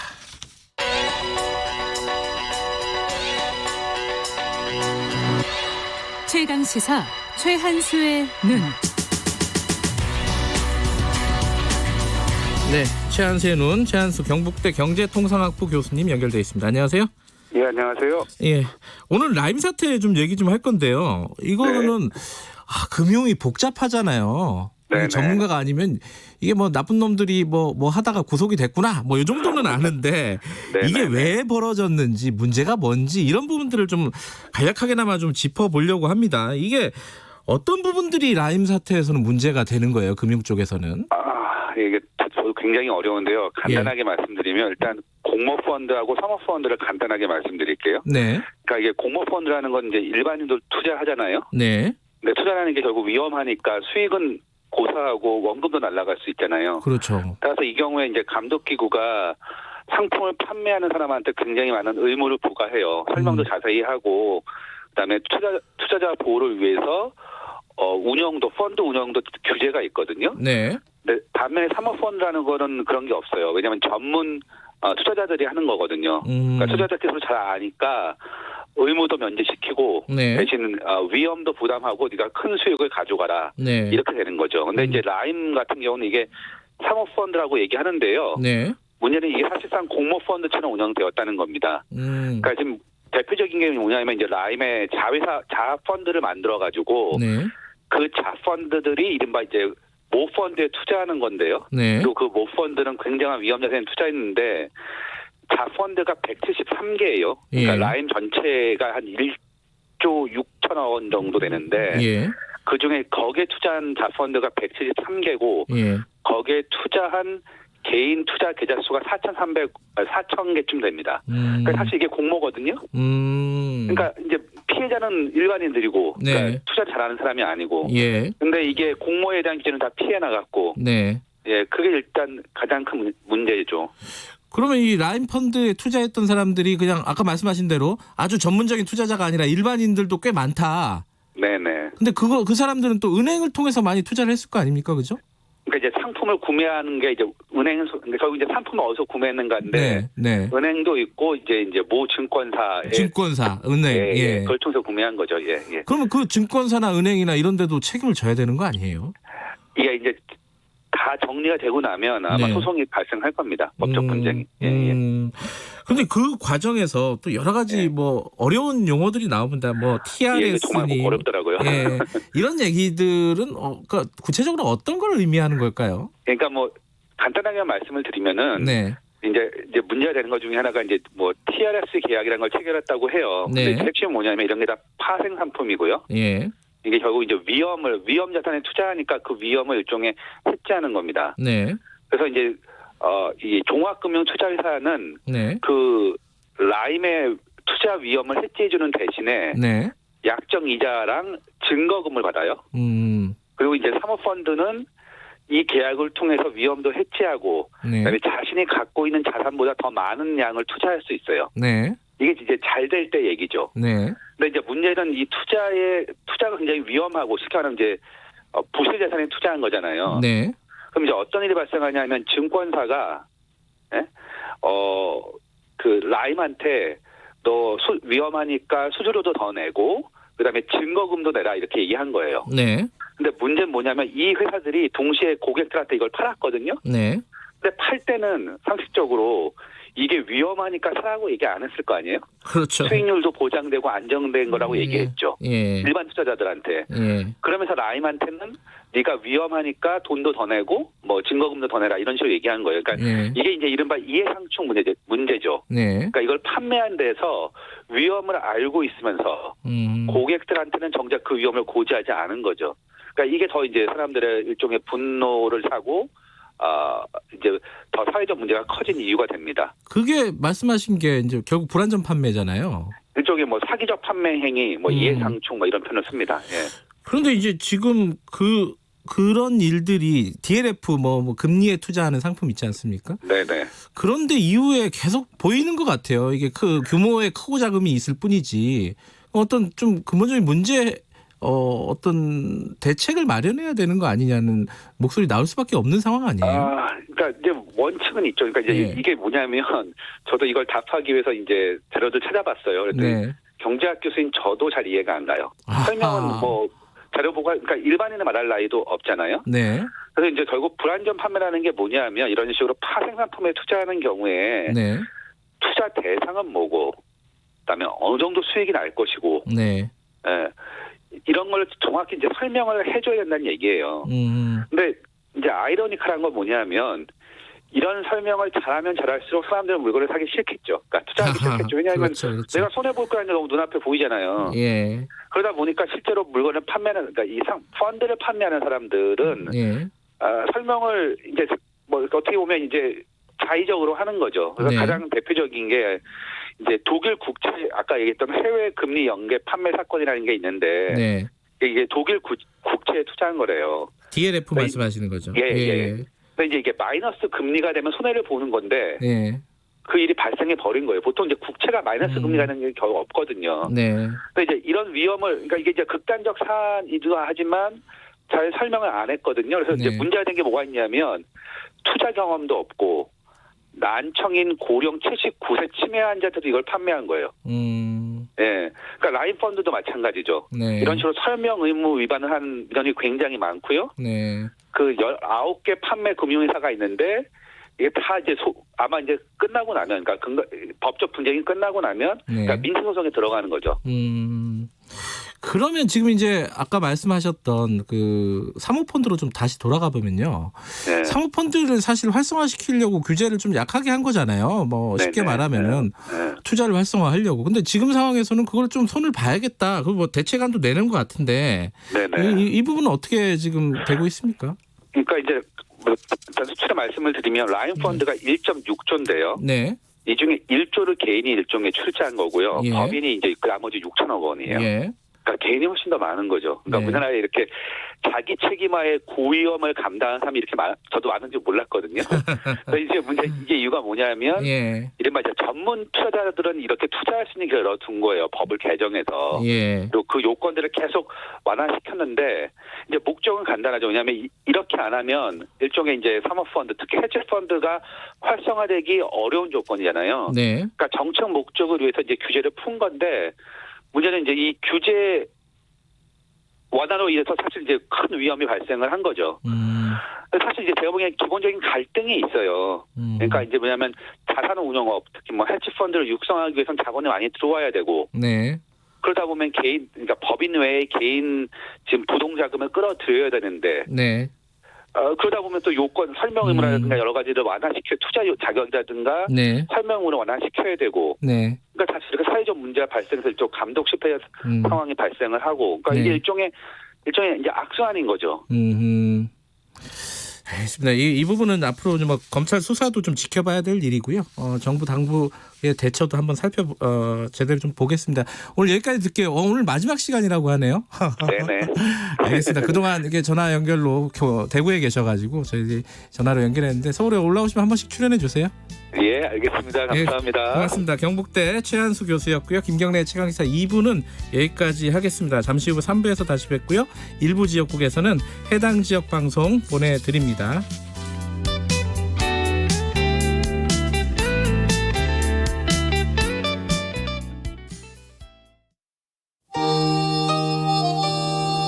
시사에도 의리가 있다. 강호의 의리가 땅에 떨어졌다.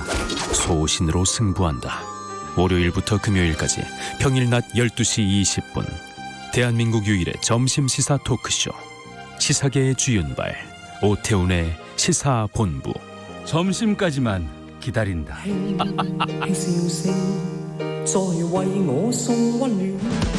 요즘 저널리즘 비평계의 아이돌이라고 사람들. 언론 비평계의 아이돌. 진짜 너무 똑똑해. 똑똑한데 말도 잘해요. 근데 게다가 예의도 바릅니다. 언론 비평계의 아이돌 정준이가 진행하는 KBS 열린 토론. 평일 저녁 7시 20분. 많은 청취 바랍니다.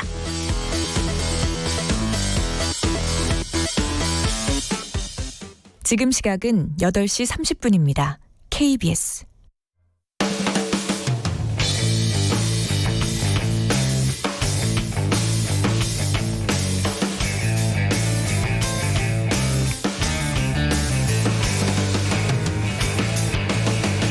김경래의 최강 시사. 네, 김경래의 최강 시사 3부 시작하겠습니다. 오늘 3부에서는 오거돈 전 부산시장 사태에 대한 얘기를 좀 해보겠습니다. 더불어민주당이 오늘 징계 수위를 결정을 할 예정입니다. 근데 이게 당헌에 이 부산시 후보를 낼 수 있는 거냐 없는 거냐, 민주당이 이것도 좀 논란이 되고 있고요. 그리고 민주당 내 어떤 문화 이런 것들이 문제의 어떤 근원이다 이렇게 지적하는 목소리도 있습니다. 그래서 오늘 더불어민주당 내부를 좀 연결해 보겠습니다. 남인순 최고위원 연결해서 관련 얘기 좀 들어보도록 하겠습니다. 안녕하세요. 네, 안녕하세요. 네. 안희정 전 지사 성폭력 사건 그 이후로 당이 뭔가 근본적인 대책을 마련하지 못했기 때문에 이런 일이 또 발생한 거 아니냐 이런 비판들이 있는 게 사실입니다. 남 의원께서는 어떻게 보십니까?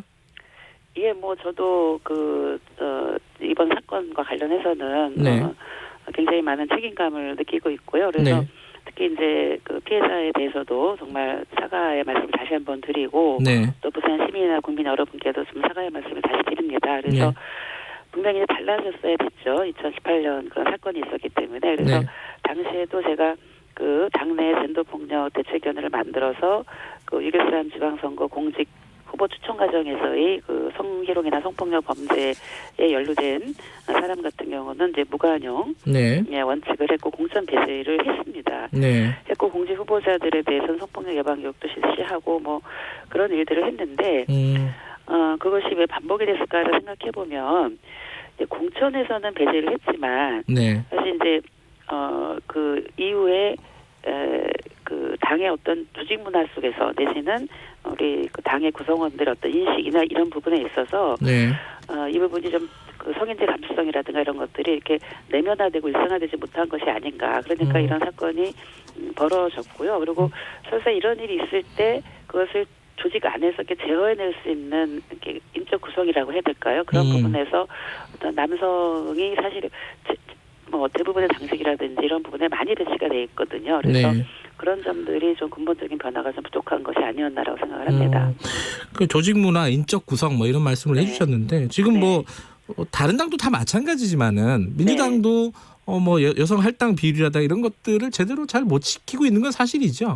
예, 이번에도 뭐 저희가 당원에 있는 여성을 30% 공천하겠다고 했지만 사실을 지키지를 못했습니다. 이번에도 뭐 여러 노력을 했지만 조금은 변화가 있었지만 그것이 아주 너무 미세했기 때문에 그런 부분에 대해서도 지키지 못했던 것은 분명히 어떤 조직에 있어서의 좀 이런 양성평등하게 공천 과정부터 반영하겠다라는 것이 실천이 안 된 것이죠.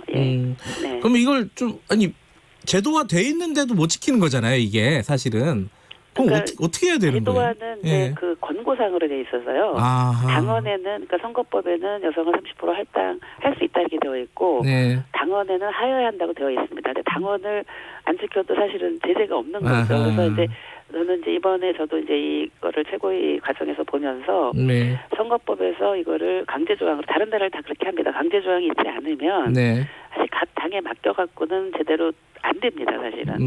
그래서 그 부분을 이번 21대 국회에서는 반드시 좀 고쳐야 되는 것이 아닌가라고 저는 생각을 하고 있습니다. 네. 근데 일부에서는 또 그렇게 듣고 계신 분들이 있을 것 같아요. 남인순 위원께서 얘기를 하면은 그렇게 네. 얘기를 하면은 네. 아니 이게 한 사람이 네. 범죄를 저지른 거지 이게 네. 뭐 제도적으로 여성 할당 비율 뭐 이런 거랑 도대체 무슨 문제가 연관이 있는 거냐 이거 너무 네. 뭐랄까 확대 해석하는 거 아니냐 이렇게 얘기하시는 분들이 분명히 있을 겁니다. 여기에 대해서는 뭐라고 말씀하시겠어요? 네, 뭐 그거는 제가 이제 이번에 네. 물론 이제 이런 성인지 감수성이 뭐 여성들만 갖고 있는 건 아니죠. 그거는 네. 조직 문화에서 바뀌어야 되는데 네. 그것을 가장 선도적으로 제기해내는 어떤 그 성균형이라고 할까요? 이런 네. 부분들이 사실 돼야만이 성인지 감수성이 조직 안에서 유지가 됩니다. 근데 이것이 숫자 자체가 이제 지금도 평균 이제 결국은 이번에 국회 전체를 보면은 이제 뭐 19%로 되긴 했지만 네. 20대 국회만 해도 여성 국회의원 비율이 17%였었거든요. 그래서 네. 사실 이렇게 30%가 돼야 어떤 조직 안에서도 그 목소리를 이렇게 대변할 수 있는 최소 기준치라고 얘기를 합니다. 그러면 어떤 이런 문제가 불거지게 되면 네. 성희롱 성폭력 문제가 불거지면 이것이 주요 아젠다가 돼야 되잖아요. 당 네. 안에서. 네. 근데 그때만 되고 그다음에 없어집니다. 그래서 이게 일상화되고 내면화되지 예. 못했다고 제가 말씀을 드리는 게 예. 항상 그걸 제기해낼 수 있는 인적 구성이 돼야만이 가능하다. 물론 이게 바로 이렇게 점프할 수 있는 얘기는 아닙니다. 그러니까 예. 뭐 그것이 바로 답은 아니라고 생각하고 예. 지금 구조 안에서도 분명히 이 문제에 대해서 이제 저는 이후에 보다 더 일상적으로 성인지 감수성 교육이라든지 젠더폭력 예방 교육을 당원부터 공직 후보자부터 매번 해야 된다고 생각합니다. 왜냐하면 이게 무슨 어떤 한 사람의 문제가 아니라 우리가 다 주변인이거든요. 네. 그래서 그 부분에 대해서 항상 감수성을 갖고 어떤 문제가 있을 때 그것을 이렇게 은폐해 주는 것이 아니라 함께 드러내주고 해결해 나가는 과정이 있어야만이 이게 해결이 된다라는 거죠. 근데 선거 때만 공천 배제하고, 예. 그 다음에는 성평등 교육도 성희롱 예방 교육도 하기는 돼 있지만 사실은 뭐 그 대표들은 그 단체장들은 잘 안 하는 거거든요. 네. 그런 것들을 의무적으로 할 수 있도록 어떤 네. 그 제도도 바뀌고 당내 교육 시스템도 좀 바뀌어야 된다라고 생각합니다. 알겠습니다. 오거돈 전 시장 관련된 구체적인 얘기를 좀 여쭤볼게요. 네네. 오늘 이제 징계 수위가 결정이 되는 거죠? 당에서? 네, 그렇습니다. 제명으로 되는 거라고 보통 관측을 하던데 맞나요? 예, 거의 그렇게 될 거라고 생각을 합니다. 왜냐하면 이제 이런 문제는 더구나 이제 그 오거돈 전 시장이 자신의 그 범죄 사실 인정을 했고 사퇴를 했기 때문에요. 네.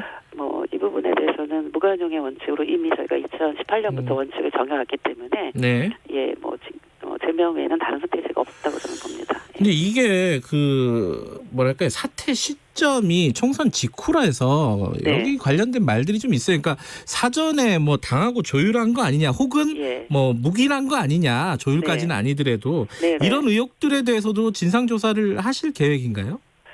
예, 그 부분은 이미 지난 금요일 날 당 사무총장님께서 이미 밝히셨고요. 저희 네. 최고위원회에서도 보고를 했는데 사전에 몰랐다. 왜냐하면 그 부산시장으로부터 그 오거돈 시장이 사퇴하는 날 그 보고를 받았기 때문에 사전에 인지를 한 사람은 제가 보기에는 없는 것으로 보여지고요. 그리고 또 피해자 측이나 피해자를 조력하는 단체에서도 그 사퇴 시기를 정하는 데 있어서 총선 이후로 한 부분에 대해서는 그거는 어떤 그 총선 자체가 그 기준은 아니었다라고 이미 설명을 했습니다. 그래서 그 피해자의 그 입장을 통해서 밝힌 내용을 이거를 자꾸 정치적으로 다른 부분을 해석하는 것 자체가 사실은 2차 가해적인 성격이 있습니다. 그래서 이걸 정치 프레임으로 이렇게 접근할 부분은 저는 아니라고 생각을 하고 있습니다. 그런데 이제 그 총선과는 또 별개로요.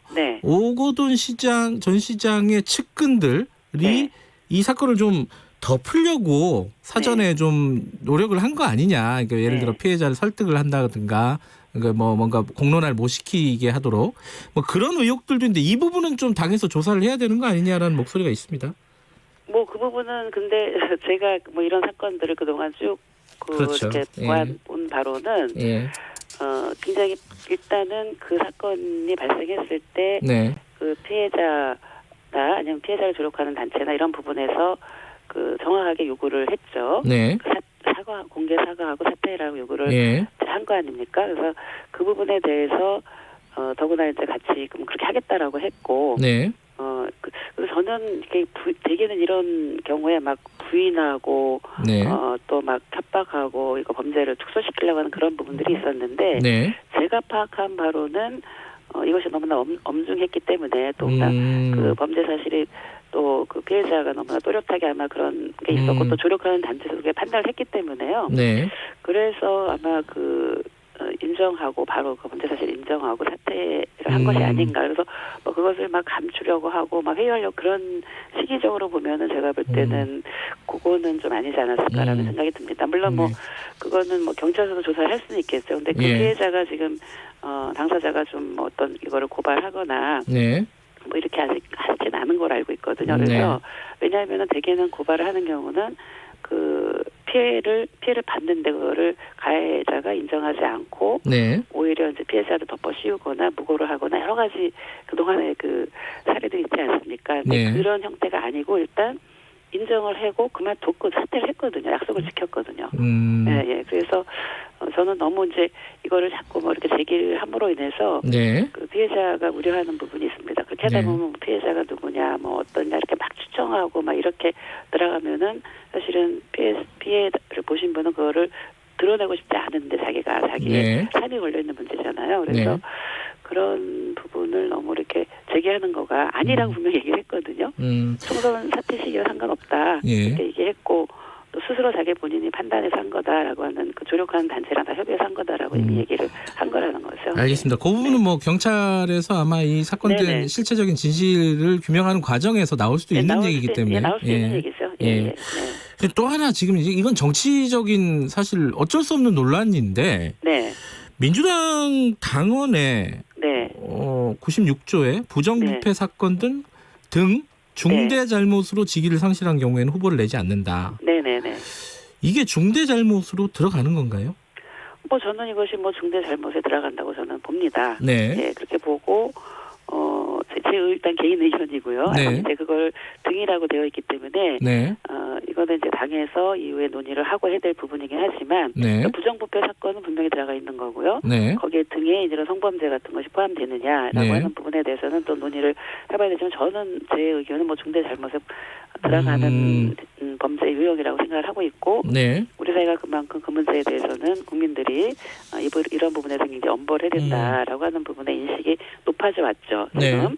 그래서 뭐 그런 부분이 있는데 지금 뭐 그거를 둘러싸고 지금 뭐 그 재보궐 선거에 관한 얘기로 이 논점이 글로 가는 것은 저는 사실 이거는 어떻게 보면은 이런 지금 2차 가해가 없어야 되고 피해자의 조속한 치유가 필요하고 또 가해자는 뭐 어떤 거기에 응당한 어떤 처벌을 받아야 되는 이것이 사실은 성범죄 사건의 본질이거든요. 근데 자꾸 뭐 무공천이냐 아니냐라는 그런 자꾸 정치적 공세화하고 그것이 쟁점화되는 거는 제가 그동안 이런 정치권과 얽힌 성폭력 사건을 보면 그 본질은 없어집니다. 정치적 공방만 남습니다. 이번에는 제발 그러지 않았으면 좋겠습니다. 그러니까 남인순 최고위원께서는 개인적으로는 중대 잘못에 포함되기 때문에 뭐 그럼 당연히 당원에 따라서 공천이 안 되는 거잖아요. 근데 그걸 가지고 지금 쟁점화 시키면은 사건의 본질이 묻히게 된다.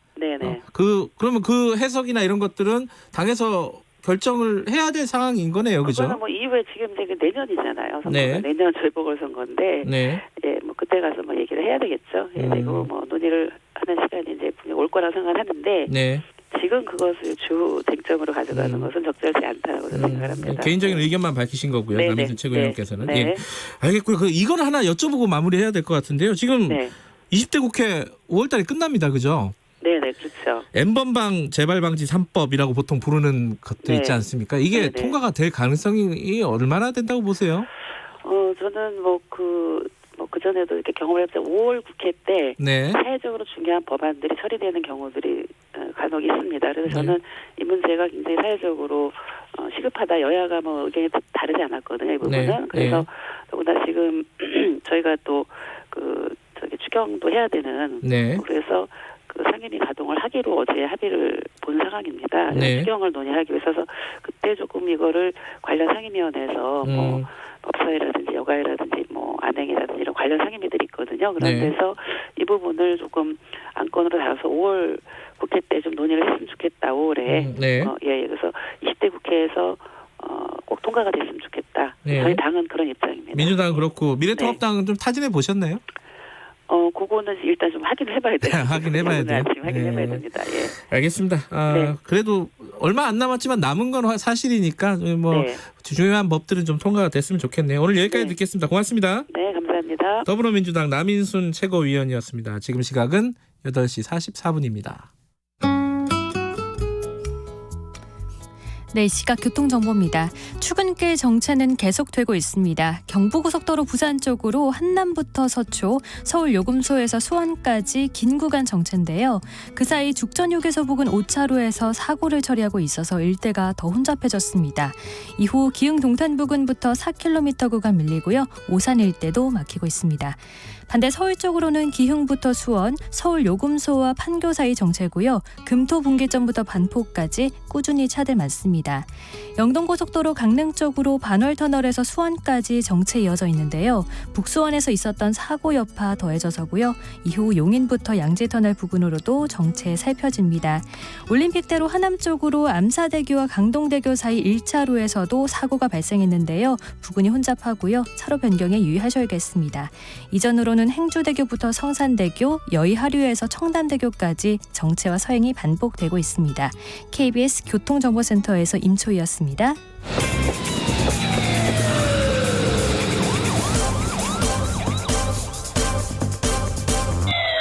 김경래의 최강 시사. 지난 금요일에 경북 안동에 큰 산불이 있었죠.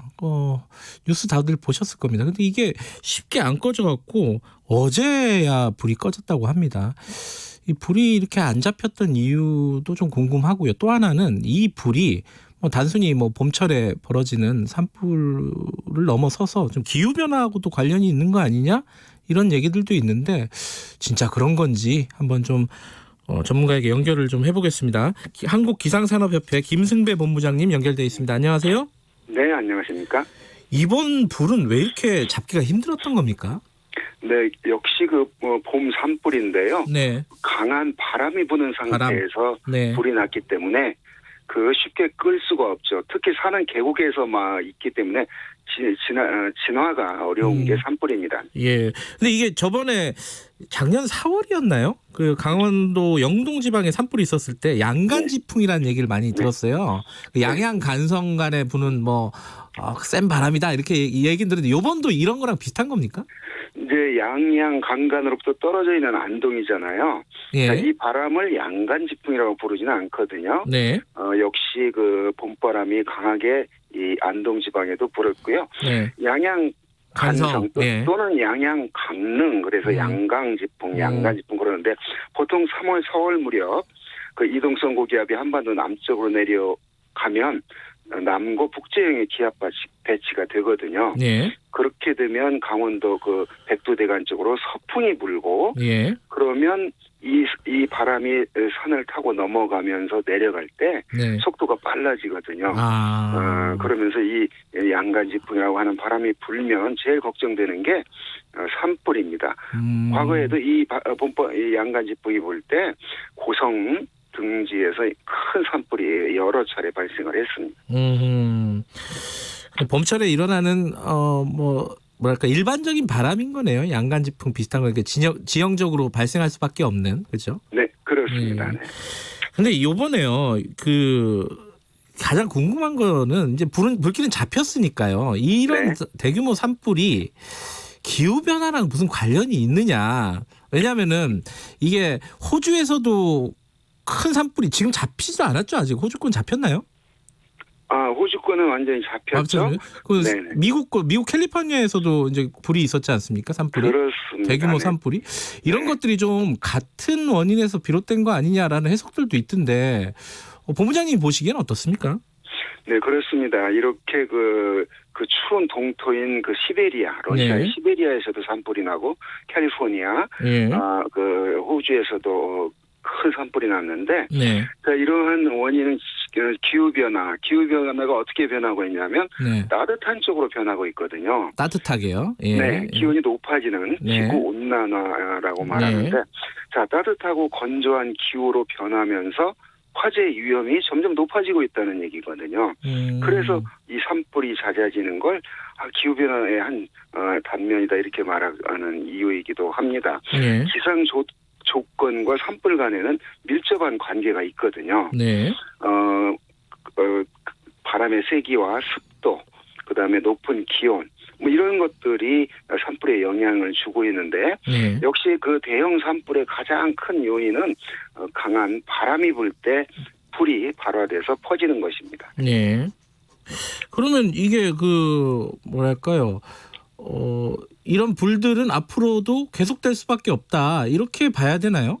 그렇습니다. 그러니까 아까 말씀드린 지구 온난화, 기후 변화가 금방 멈추지는 않을 거거든요. 예. 기후 변화가 더 심화되고 더 광범위하게 범위가 넓어질 것으로 전망을 하고 있거든요. 예. 그렇기 때문에 이 산불은 기상 조건과 밀접한 관계가 있다고 그랬잖아요. 예. 높은 기온, 예. 이제 기온이 높으니까 많은 수증기들을 증발시키면서 네. 습도가 낮아지게 되고 대지가 건조해지기 때문에 네. 어떤 인간에 의한 실수 또는 호주 같은 넓은 지역에서는 자연 상태에서 네. 불이 발생하라는 자연발화 이런 걸로 인해서 앞으로 기후 변화가 더 심해지면 심해지고 식생이 메마르고 네. 이러기 때문에 산불이 잦아들 것으로 이제 보는 거죠. 그런 산불이 잦은 거는 통계적으로도 확인이 되는 부분인가 보네요. 네, 그렇습니다.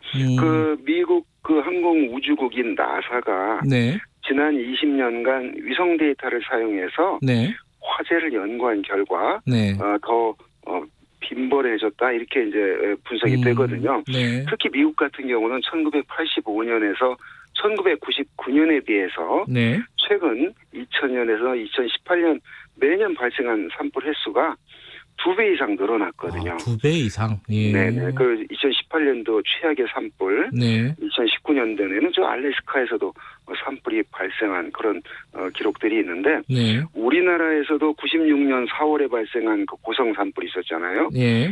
2000년 4월에 역시 고성 등 5개 지역에서 발생한 동해안 산불. 네. 2005년도 낙산대를 불태운 그 4월 양양 산불. 네.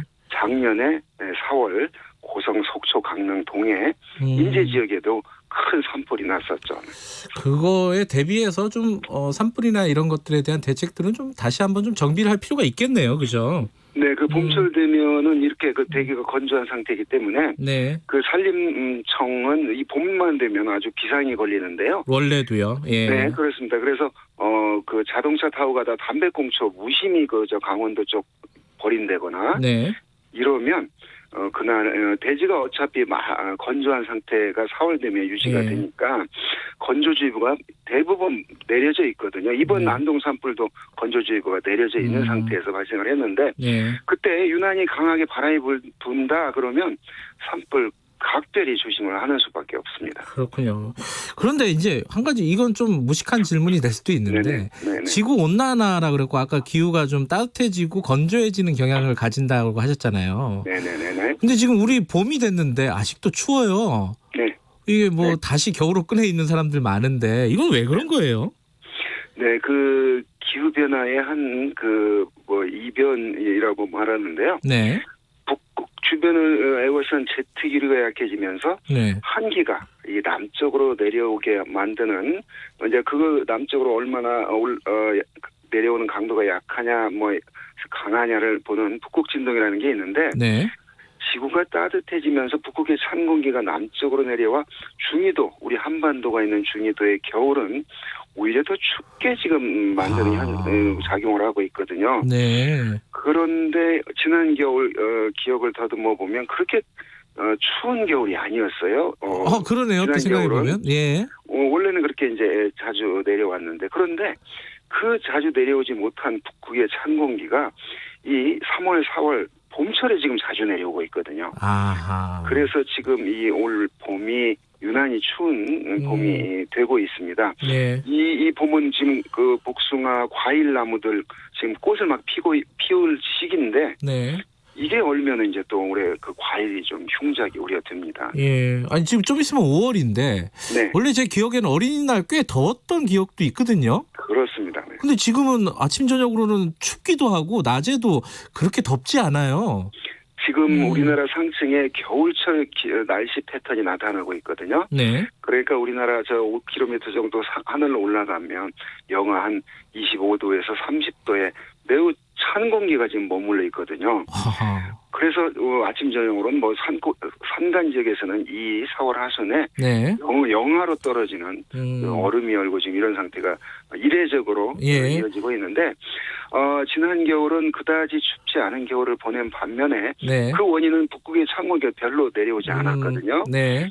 그런데 늦게 이 봄 돼서 내려오는데 이러한 어떤 그 현상들이 날씨가 정확히 어떤 정형적인 형태에 나타나지 않는 이런 현상들이 네. 기후가 변해서 그렇다 이제 이렇게 말하는 것이죠. 네. 그럼 언제까지 이런 뭐랄까요 추운 봄, 차가운 봄이 계속될까요? 네, 오늘이 4월 27일인데요. 예. 이 4월 말 그러니까 한 4월 30일 정도까지는 이러한 그 기상 조건이 이어질 것으로 보입니다. 네. 이제 5월 초에 들어서서 네. 기온 낮 기온이 이제 20도 이상 올라가면 더위를 느끼거든요. 요즘 아침 기온이 서울도 10도를 넘어서지 못하거든요. 그렇죠. 예. 이러한 조건들이 좀 풀리는 게 그러니까 북극에서 내려오는 찬 공기가 이제 덜 내려오게 되는 시점이 한 4월 말쯤 예상이 되고 또 그때까지 계속 건조하니까 산불은 또 위험한 상태고요. 예. 5월 한 4일 이 정도 되면 이제 비가 내리기 시작해서 토요일날 그만 기온이 이제 누그러지면 이제 또 이제 날씨가 안 좋아지거든요. 이제 그러면 비가 내리면 이제 이 산불이 좀 잦아들고 땅이 좀 젖으면 산불 위험으로부터 좀 벗어나는데 역시 이제 여름이 되기 전까지는 5월에도 금방 비가 좀 하루 이틀 오더라도 금방 다시 또 건조해지는 게 이 봄철의 특징이기도 합니다. 그 마지막으로요. 올 여름 얼마나 더울지 이거 관심이 많이 갑니다. 얼마나 덥습니까? 예. 지금이 이제 우리가 6, 7, 8 여름이라고 하는데요. 네. 우리나라 한반도 여름 더위는 티벳 부근에 눈이 얼마나 봄철에 덮여 있느냐, 겨울에 눈이 많이 와서 또 한반도 주변을 싸고 있는 바다 남쪽 바다의 해양성 고기압의 발달 여부, 또 북극 대륙에서 찬 공기 세력의 강도, 그 주변 저희도 바닷물의 온도 여러 가지 현상이 다양한 요소가 작용을 하는데요.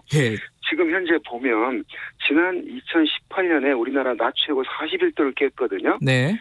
그해 2018년 폭염 일수 열대일수 기록을 깼는데 현재 남쪽 해양성 기단의 발달이 좀 더디거든요.